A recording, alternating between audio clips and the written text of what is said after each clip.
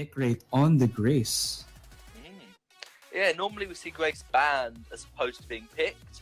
So I guess these teams don't think that that she needs to be banned. You can let her be picked and try and counter it.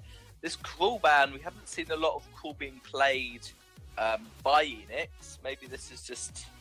I saw a little bit of Cruel when it works with the Scarf, but maybe that's just something that Brenchong are extremely worried about. They don't want to go against it. Maybe they have a hero like Black Feather or Alpha that they want to play that's really quite hard countered by Cruel. And as I said, Eanix like to pick up Glaive.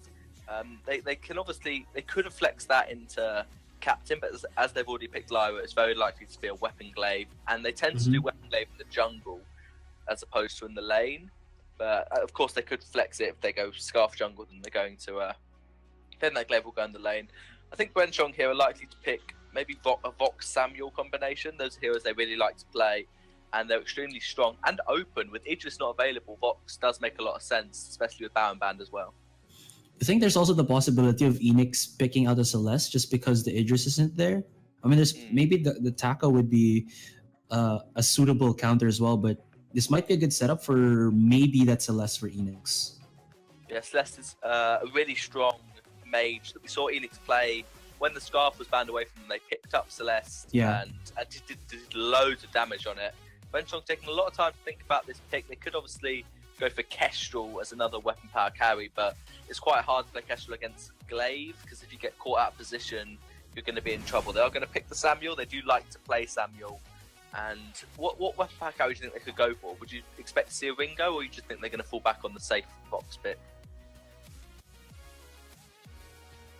I feel that they might go for the Vox just because it's a bit more balanced, and plus a really high contested pick throughout this split. But there you have it. Maybe the Kestrel just to go for a bit more range.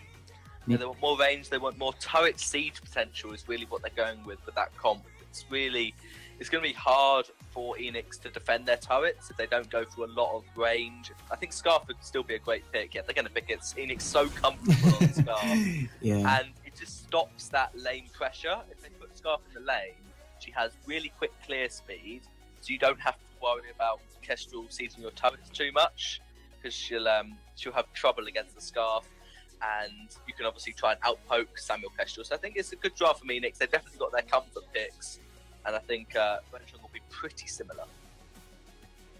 So I'm really curious to see, again, what happens in this game. But looking at the comps, I mean, for me, I might have a little bit of a more comfortable, look at the comp of Eanix. Just because, again, they got the comfort pick on the Scarf. And they have a Lyra, which is really good, I feel like, against a Grace, just because you do have that bulwark, and maybe on the Samuel as well, just because if you position it correctly, the bulwark, you'll be able to stop him from going with his drifting, but I could be wrong, as well as on the Kestrel, who does have that active camo. Yeah, I think Lyra is a good pick to keep Scarf alive, but the Bright Bulwark doesn't counter anything except Grace's retribution. So that's really all you can stop, but it is extremely useful if you can use that Bright Bulwark to stop Grace dashing in to get her stun off. Scarf won't be able to run away from the Holy Nova, unlike Glaive, who can after run out of it. If you do trap Scarf inside that knock-up, she's pretty much free meat for Kestrel and Samuel to burst down. But I do agree with you that Eanix have got so much comfort in their composition. They know how to play the comp. And I think they'll be able to pull it off pretty successfully. The win condition for Brenchong, however, is to get the turrets early, push their advantage that they have of sieging turrets, and make it so Scarf cannot ramp up into late game.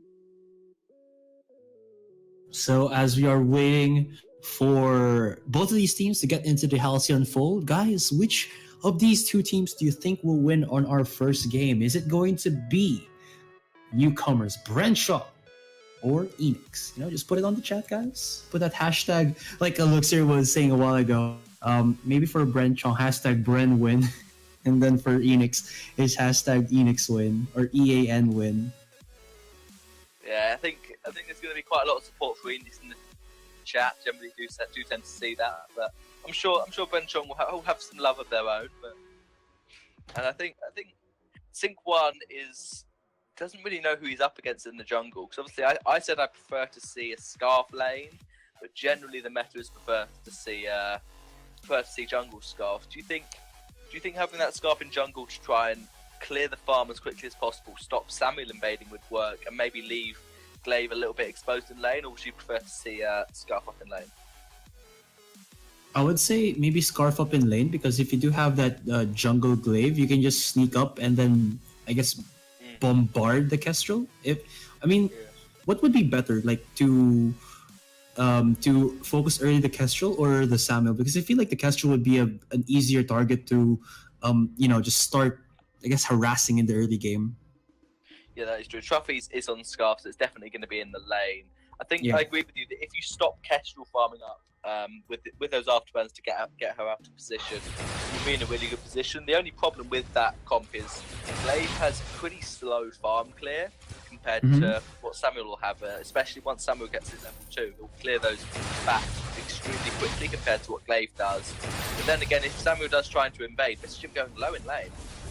Oh, the chase is on Mr. Jim. He can't get away. They don't even need the Glaive, and that's going to be first blood for Eanix.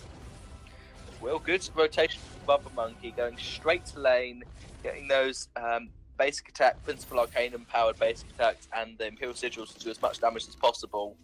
And yeah, you said you need to pressure Kestrel. Well, she's only got 3 CS and immediately dies, so that's definitely good pressure from the side of Eanix. And now Brenchong are doing their own rotation up and engage by Grace, but Samuel doesn't want to go in. Majin cannot get there in time, or rather his teammates cannot get in time. So, no joy for Brenchong just yet. Rubber Monkey aggressive right here, and Majin actually missing a Holy Nova, thinking that he might have caught out Rubber Monkey, but that leaves Mr. Jim a little bit vulnerable here for the meantime. But now, in the jungle, you can see I Anger You Die going aggressive to Sync 1, but he's got to be careful. Here comes the Grace. Sees him. They are now flanking hard onto the Glaive. Can he get away? The answer to that will be no. And there you go. Brenchong get themselves a revenge kill. Yeah, they do. First blood went over to Lyra, actually, on the Rubber Monkey on this Lyra. When they picked up Kestrel. That was very likely Sync 1 wanted to rotate up to a gank on Scarf. So Iron Gudai immediately went straight to the backs of Sync 1. But because this Kestrel's going very low in lane, is he going to fall? Wow, Trophies is unleashed right now. That's gonna be so close. The 1-for-1 Trophies connecting a beautiful last Spitfire there before he goes down himself. And my goodness, Eanix have put, I guess, aggression is the name of the game for this game. Wow. Yeah, dive under turrets, take the turret shots. As long as you secure the kill, it's kind of worth it. I think because Scarf saw where the wave was, deciding that if they traded 1-for-1, that would be worth it for her. And going back to my point today, Glaive went to be aggressive against Samuel, which is great. If you can steal farm away from Samuel in the early game, he's really going to come out ahead. Samuel really needs that farm to ramp up, and he has a strong early game, so you shouldn't be able to do that. And now Eanix are going to try to push this turret. In fact, they're just going to go for damage instead onto Mr. Jim. And there's the boots. I agree, die. Can he get a good connection on the afterburn? I think, yeah, he won't be able to, but Eanix, you can really see how aggressive they are right now. Really looking at on how they control the lane equilibrium, and it's, I think in a way, it's also catching off guard Brenchong. The port will be finished, or that will not be finished. Rubber Monkey, a little bit of a bad guy for that moment. Yeah, stopping Grace, forcing home, means she can be hit to defend this turret. Try and get some damage onto Trophies, but it's not really going to happen. Just a little bit of poke in lane, and Iron Gudai's managing to back off and not get damaged by the Samuel. He's got quite a lot of gold, but we'll be able to shop at the jungle now that it has intensified. Mr. Jim could be out of position. Oh, he might be. Bulwark will not connect, but that doesn't even matter. And Trophies once again gets the kill on the Kestrel. So that's 100% kill participation for Trophies. He's been a little bit over-aggressive, but it pays off well for his Scarf. Yeah, you don't tend to see Scarf being aggressive. Samuel's rotating up, Rubber Monkey, yeah, fine, got an Imperial Sigil to run away. And But Trophies, as I said, you don't see Scarves being aggressive early on. You tend to see Scarves wrapping up and just trying to farm to late game. But a good way to farm is if your enemy laner is dead, farming becomes really easy because you've just got minions to worry about. You haven't got the poke from them. Scarf was waiting in the top bush like we see Ringos very often do, and Kestrel just wasn't ready for it. Didn't see Scarf, so maybe thought she backed off. Scarf was just waiting, and now Mr. Jim is farming under turret, so it's really good for Eanix and Trophies. Port will be cancelled, so bit of a... Oh my goodness. They actually tried to bait out an engagement from Majin by, I believe, Trophies just staying in the lane and porting in front of their faces. Eanix are playing a little bit technical. He does want to port home. He's got 2,500 gold, so he does now he's going to port him in the bush. But as you said, that port in the middle of the lane, really obvious for Margin, basically forced him to stop it, because if he didn't stop it, Scarf was in a great position having just ported home. And so then Grace went in and took more than half health damage from Trophies and Rubber Monkeys. It was a good decision from Eanix just to force Grace into a position she didn't really want to be in, and they are not actually ahead on gold. So the gold deficit for Brenchong got is almost nothing, about 100, 200 gold, fluctuating depending on who's got the lane farm.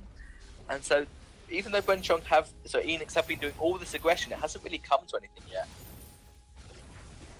That's true, but that might change right now as Eanix is heavily pushing into the lane. Good damage onto the turret. The Goop plus Spitfire combo is doing its work.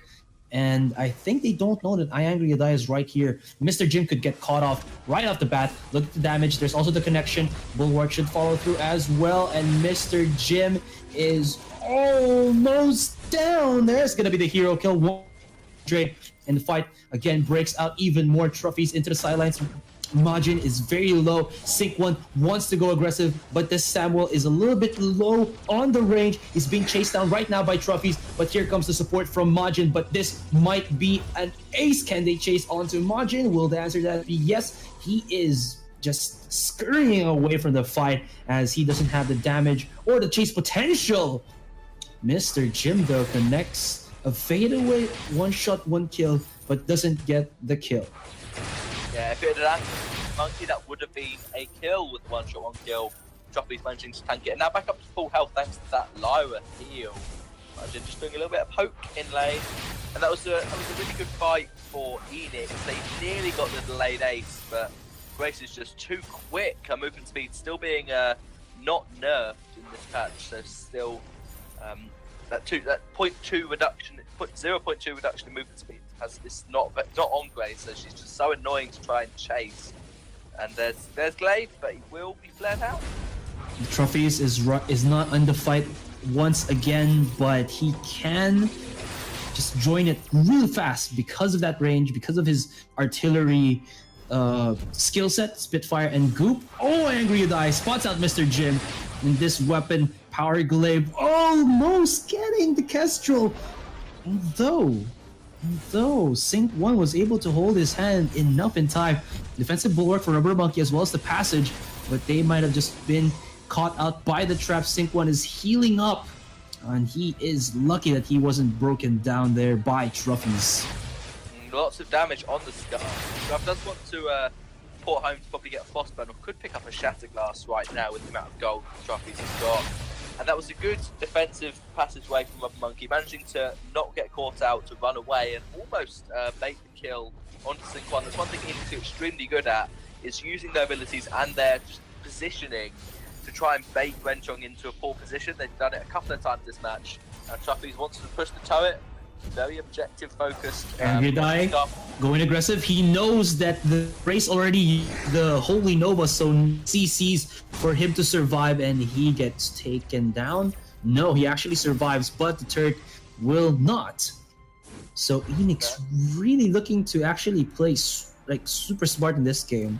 They're seeing they're seeing all these small mistakes from Brenchong and capitalizing heavy on their small mistakes. Yeah, they are now 500 gold ahead, so that is good for Eanix. Grace with that Echo being picked up, but I wouldn't be surprised if Lara goes for a no-way gauntlet. We saw it against Grace's Echo in the last game, and so maybe Love Monkey would do it again. Iron Gudai's infusion is about to run out, so he does want to fight at this moment because no one else is infused, so that is an advantage for the Glaive. I think Eanix, they've obviously taken the turret, so they should be probably a bit more ahead in gold than they are. But the CS lead is pretty much on sync 1 compared to Iron Gudai. He's about 10 CS ahead. I think he's cleared the jungle more effectively, managing to get more rotations than Glaive has during the same amount of time, which is why the gold lead's 500, not really 1,000. Yeah, and I think Iron Gudai has been going to the lane quite a bit more than Sync 1 has, so we'll be seeing a fight break out right here. There's gonna be Iron Gudai pushing back Sync 1. That's not what they want, so they're gonna be trying to reposition for the meantime. Eanix trying to dip in and out of the fight, looking for an opening here against Brenchong. They're gonna be using trophies with his range, actually not being able to activate the goop, which is kind of weird. Now he does. So Eanix are doing a little bit of damage. Nice dodge on the ultimate of the Kestrel, and Majin might go aggressive into this one. He's gonna drop down a Holy Nova, but gets trapped inside of the bulwark. Double usage onto the intervention, and he will be able to survive. Oh, and for the meantime, 3-4-3. Both of these players still alive, and Brenchong will be going back into their own base. Yeah, this could be a gold mine for Eanix. I don't think they spotted any ports home. They're pretty confident that they were in a best position in the fight, so they are going to start the gold mine. Trophies was spotted out by the scout trap. He's not going to attack it until that scout trap wears off, but it will be flared out. They're not going to be able to sneak a gold mine in time. Brenchong could just reverse try and take this gold mine now, and both teams look like they kind of want to fight, but no one wants to be out of position. The Eanix, if they want to take a fight, need to have Glaive afterburning. Currently, Glaive's afterburning Samuel out of the Drifting Dark. That's all he's doing. As soon as he sees that Drifting Dark put forward, he's just afterburn Samuel away. That's all he's doing, so that the Drifting Dark, so Samuel doesn't get empowered with his Malice and Verdicts. It's a good idea, but the win condition for Eanix is to get Samuel or Kestrel on top of Glaive, so Glaive can basic attack them and Scarf manages to poke from range. So if Glaive punts Samuel away, that's not playing into their win condition, that's more into Brenchong's. They have much more poke, even though you've got a Scarf on the team, they've got 2 poke here compared to your 1. See the damage if Trophies gets hit by one of those limit shots. And here you go, fight breaks out. There's gonna be the burst onto Majin. Perfect initiation there from Iron Gudai. The clutch shields as well. Oblivion will not actually have much impact for Brenchong. And my goodness, Iron Gudai, even with a sliver of HP, he has put his trust into Rubber Monkey and is following up into for the captain of Eanix. They get the connection onto Sync 1, but that wasn't a pushback into the Embracing Arms of Eanix. Although they do get the stun, still it's not going to be enough. And Eanix might just back away here. And Margin they will. Has respawns. Yeah, they're going to back off. Margin did respawn, so Eanix trying to run away. There's Lyra's Imperial Sigil to get trophies back towards the turret. Glaive did manage to get the backs away from this one, so he did port home. And I think he was spotted because the one-shot one kill went out to try and hit Glaive. And I said I wanted to see Lara get a null wave. She's actually going Echo instead to echo that Imperial Sigil just to get as much healing as possible. I think it makes sense. As I said, I'd prefer to see null wave against Grace because if you prevent Grace from getting her second heal off, you also prevent her from using Fountain and using all of those items that she needs using the Atlas. Whereas if you echo, you only get a little bit more heal. You're just trying to beat Grace at her own game and trying to counter. Yeah, or the other factor there, double bulwark, double passage. Yeah, it can be used pretty flexibly on Lyra as opposed to on base. You don't want to bulwark your Nova or your dash. That's just a waste. But it's pretty much you do it accidentally if you do that on Grace. Yeah. We'll just have to see. Majin is in a pretty good spot here, but look at this. They start off with the usage of that passage, and Trophies is following up really well for Eanix, although that's to be said yet. They haven't broken down the HP bars of Brenchong. as the intervention comes out beautifully for Majin.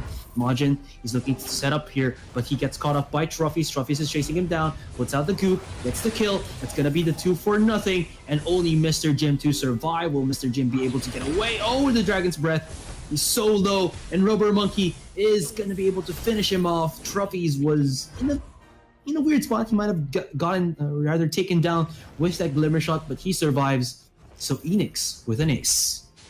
Kestrel almost with the 1v3 plays, but just think a little bit not enough energy to actually pull that off. Managed to stun Scarf out of her Dragon's Breath, which would have easily killed Kestrel. Used the Sentry to tank some of those Spitfires, and they don't get the gold mine. Eanix not quick enough to rush the gold mine. Obviously, Trophies had to take the turret, but 15 minutes has come up, so Kraken instead of the gold mine is a slightly disappointment for Eanix, because that is 900 gold that they have basically lost by just being a little bit too slow. And Scarf is now, we've got four completed damage items, and the tier 3 boots is really in a good position to fight. Trophy's can afford an infusion now when he shops, so Eanix are going to look for a fight pretty soon.